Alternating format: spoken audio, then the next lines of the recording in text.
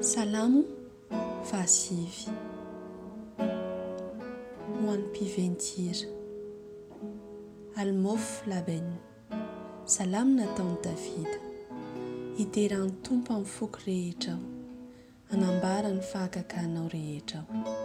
Ho faly sy ho ravoravo aminao aho, ankalaza ny anaranao aho, ry avy indrindro.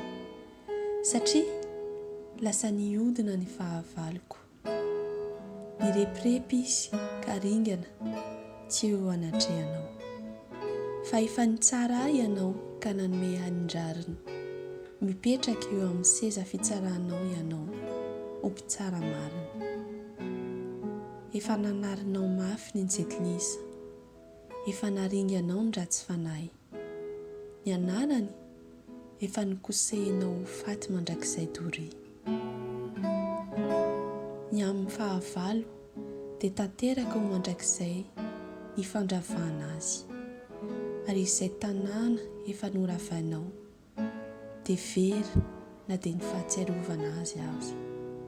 Kanefa ny tompo mitoetra mandrakizay, efa nametraka ny sezany hitsarana izy, ary izy hitsara izao tontolo izao amin'ny fahamarinana.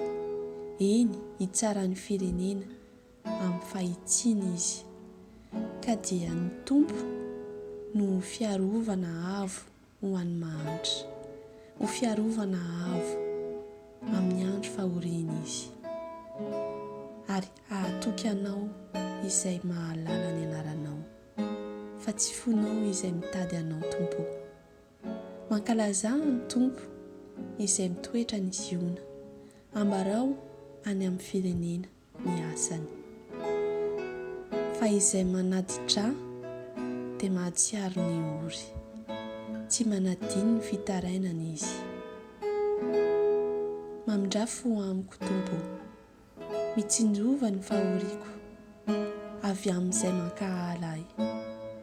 Ry mpanandratra ahy ho afaka amin'ny vavahady ny fahafatesana, mba ho lazaiko avokoa ny fiderananao rehetra.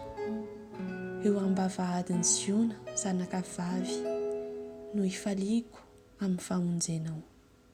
Ny jentilisa efa latsaka tamin'ny lavaka izay no adininy,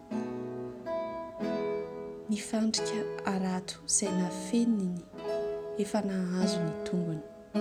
Ny tompo efa nanao izay mampiseho ny tena no mpitsara, namandrika ny ratsy fanahy tamin'ny asa tanana izy, hiverina ho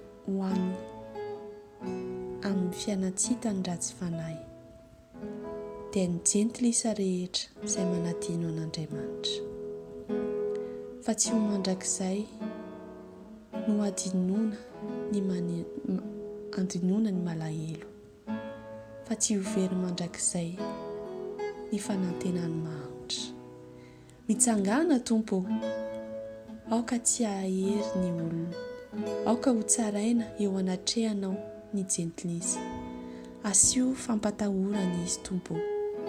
Aoka ho fantatry ny jentilisa fa olona ihany izy.